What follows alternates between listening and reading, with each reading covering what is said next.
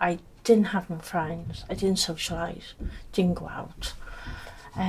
Stayed in the house, raised children, cleaned, cooked, that's it. Now I go out, I got focus, I got future. I'm doing an adult nursing degree with Cardiff University. With Caroline's work, it was exemplary. She would consistently get distinctions, and you could tell as well that she read widely. Yeah, I did. I just felt so honoured.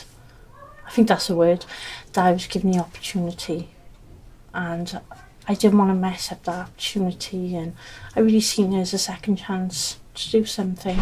So I done my utmost best, given my best shot, and it paid off. Yeah, it just shows how much I can achieve. Her classmates, thought the world of her. She was always supportive. So through all the work they had, at the same time she managed to support the others and encourage them. They helped me as much as I helped them. It was really overwhelming, that card. But if you see somebody struggling and you know how to help them, why, that's all I did. I just went over and I helped. Her motto was fall down 7 times, stand up 8. And that just is Caroline, really. She would be there in my lecture and her daughter would be next door within a different lecture.